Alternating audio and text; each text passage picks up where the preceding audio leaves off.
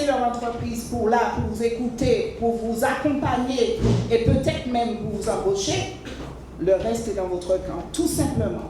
Près d'une centaine de 18-25 ans en recherche d'emploi et pas moins de 25 chefs d'entreprise prêts à leur tendre la main. L'opération Training Job organisée conjointement par la mission Local Nord et le Rotary Club a fait le plein pour sa 3e édition. Une action motivée par une idée phare. Trouver un job, c'est d'abord passer par la case entretien. Et un entretien, c'est un jeu de séduction. Il ne faudra pas vous contenter d'avoir un beau CV. Des CV, tous les chefs d'entreprise qui sont ici, y compris moi, nous en recevons des dizaines et des dizaines. Souvent mal maîtrisé par les demandeurs d'emploi les plus jeunes, l'entretien d'embauche est pourtant bien la clé pour décrocher du travail. On se bat pour que les jeunes Martiniquais puissent trouver des solutions, puissent s'investir, puissent devenir autonomes, puissent trouver des solutions en termes d'emploi, en termes d'insertion durable. C'est vraiment permettre aux jeunes de se valoriser, de présenter leurs compétences et de voir qu'est-ce qui, dans un entretien, leur est favorable ou pas. Et sortir de cela des petites choses qu'ils vont pouvoir utiliser, des astuces qu'ils vont pouvoir mettre en œuvre lors des entretiens, parce que souvent, certains se présentent aux entretiens, mais ils n'ont pas la chance d'être retenus. Et j'espère que cette manifestation leur permettra de comprendre pourquoi ils ne sont pas retenus. Voilà donc nos jeunes mis en situation. Bonjour. C'est vous. Avec dans le rôle des recruteurs, de véritables chefs d'entreprise et responsables de ressources humaines.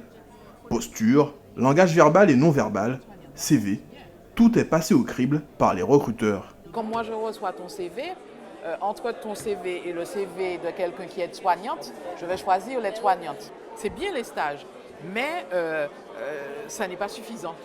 Vient ensuite le temps du débriefing avec les conseillers référents. Quel que soit leur cursus, pour ces jeunes, l'expérience est souvent une première, impressionnante, mais surtout enrichissante. J'ai pas de BTS, j'ai rien, donc je me fais aider aussi par la mission locale pour qu'ils puissent me donner un petit coup de pouce afin que je puisse vraiment avoir un peu plus confiance en moi et puis aller prospecter.